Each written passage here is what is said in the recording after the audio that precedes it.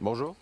Le château de Poudlard regorge de secrets et de mystères, y compris les nombreux passages secrets connus qu'Harry et d'autres étudiants avant lui utilisaient pour se faufiler hors de l'école. Voici Passage secret à Poudlard, et c'est juste après ça.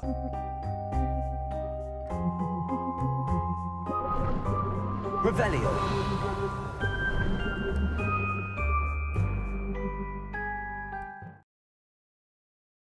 Ces chemins étaient cachés sous des statues et dans des miroirs ou parfois dans le cadre d'autres secrets magiques de Poudlard, comme la salle sur demande. Ils étaient utiles pour les étudiants espiègles et dangereux lorsqu'ils étaient utilisés par des mange-morts ou occupés par des loups-garous. Bien sûr, tout cela faisait partie du charme de l'école enchantée dans le monde des sorciers.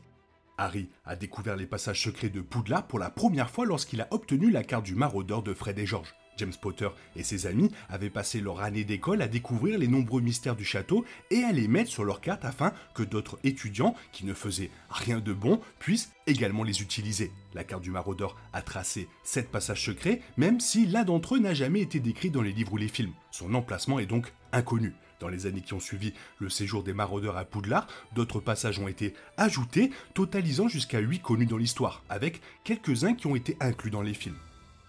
Le chemin du Solcogneur est le seul sur la carte du maraudeur dont on sait précisément d'où il vient. Dumbledore a tracé le chemin qui commence au pied du Solcogneur et se termine dans la cabane hurlante du village de Préolard afin que Rémus Lupin ait un endroit où s'échapper chaque mois pendant la pleine lune. Dans la cabane, Lupin pouvait se transformer en loup-garou et faire autant de bruit que nécessaire sans éveiller les soupçons puisque l'ensemble de Poudlard et de Préolard pensait que des fantômes malins hurlaient. Entre la nature violente du Solcogneur et la réputation de la cabane hurlante, Dumbledore s'attendait à ce que les étudiants restent à l'écart. Cependant, lorsque Severus a été appâté par Sirius Black pour entrer dans ce passage particulier, cela a failli entraîner sa mort. James atteignit Severus avant Lupin, heureusement, et le ramena au château indemne. Ironiquement, plusieurs années plus tard, Rogue mourrait de toute façon dans la cabane hurlante à la fin de Harry Potter et les reliques de la mort.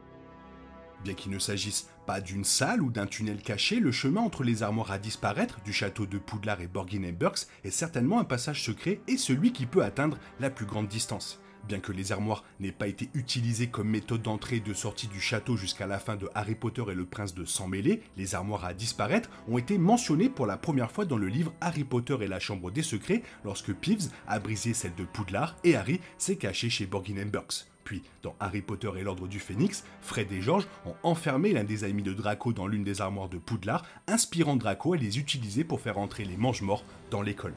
On ne sait pas ce qui est arrivé aux armoires après Harry Potter et le prince de Sang Mêlé. En tant que directeur, Severus aurait pu se débarrasser de celle du château puisqu'il s'agissait d'une faille de sécurité avec laquelle il n'aurait pas été vraiment à l'aise. Par conséquent, il est possible que ce passage n'existe plus comme méthode d'entrée et de sortie vers Poudlard. Le passage secret de la sorcière borgne est le premier qu'Harry a utilisé après avoir obtenu la carte du maraudeur. C'est donc celui qui est le plus connu des fans.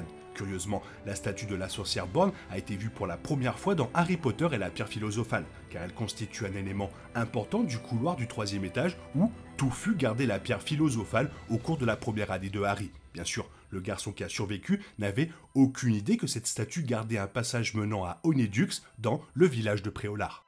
Pour accéder à ce passage secret, les étudiants, ou peut-être un membre occasionnel du personnel, doivent taper sur le dos bossu de la statue avec leur baguette et prononcer l'incantation Dissendium. Cela fait que la bosse de la sorcière borgne s'ouvre juste assez grand pour passer à travers. Puisque ce passage menait directement à la salle de stockage d'Honeydukes, c'était probablement un point d'accès préféré pour tout étudiant assez chanceux pour le connaître. Pour une grande partie de Harry Potter et le prisonnier d'Azkaban, le passage de la sorcière borgne était le seul moyen pour lequel Harry pouvait accéder au village de Préolard.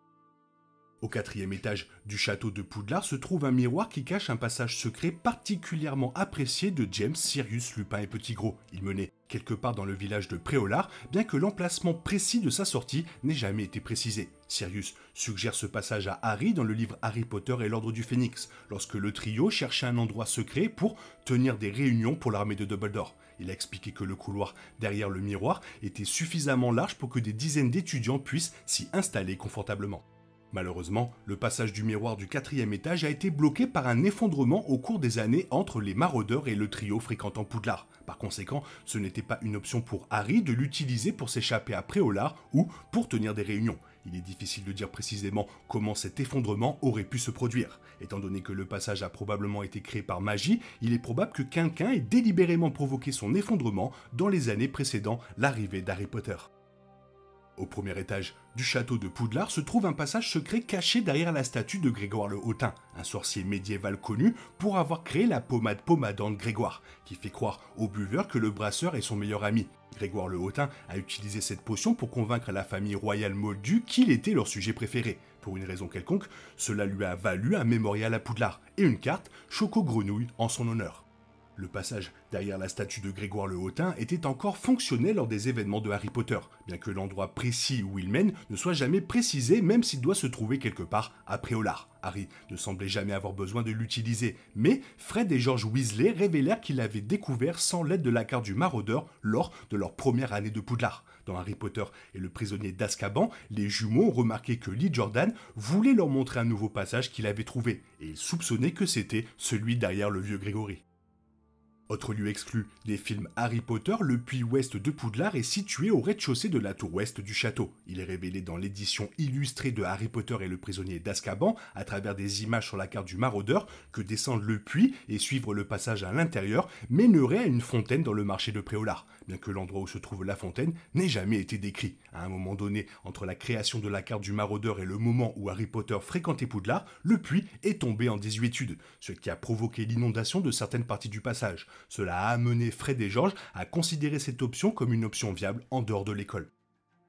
On sait peu de choses sur le passage caché dans la salle hiéroglyphique. Les livres n'ont jamais décrit la chambre, et Harry ne s'y est jamais aventuré dans les films Harry Potter. Cependant, la salle est une fonctionnalité du jeu vidéo Harry Potter Hogwarts Legacy. Dans cette version du château de Poudlard, la salle est située au premier étage, près de la classe d'histoire de la magie, et regorge de piliers couverts de hiéroglyphes. Dans le film Le prisonnier d'Azkaban, la salle hiéroglyphique peut être vue sur la carte du maraudeur et le passage secret mène à la salle commune de Serpentard. Mais cela contredit les livres et n'est donc pas canon.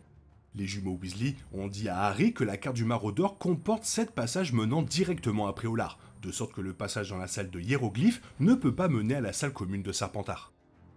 Le passage secret le plus récent et le plus utile pour entrer et sortir de Poudlard est celui créé par la salle sur demande dans Harry Potter et les reliques de la mort. Cela est apparu lorsque Neville Londubat, qui a toujours eu une profonde compréhension de la pièce mystérieuse, a commencé à y résider après que les Mange-Morts ont décidé qu'ils ne voudraient plus de lui à Poudlard. Neville ne pouvait survivre dans la pièce que pendant un certain temps, car elle ne pouvait pas produire de nourriture ni d'eau à cause de la loi de transfiguration élémentaire de Gimp. Ainsi, lorsqu'il a demandé à la chambre l'accès à la nourriture, un passage secret vers l'auberge tête de sanglier d'Aberforth Dumbledore est apparu.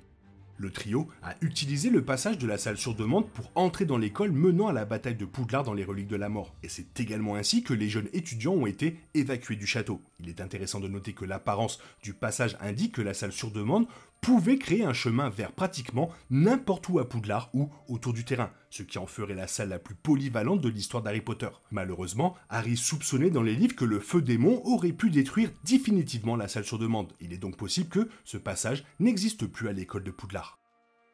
Et moi, je viens de trouver un passage secret qui mène tout droit à des remerciements pour toi. Alors, merci pour tes likes, partages et soutiens, et n'hésite pas à lâcher ton commentaire et plus si affinité, tout en te souhaitant, bien sûr, de bonnes fêtes de fin d'année. Puis, reprends le cours normal de ta vie, on se retrouve demain pour une nouvelle vidéo. Bisous bisous, bye bye.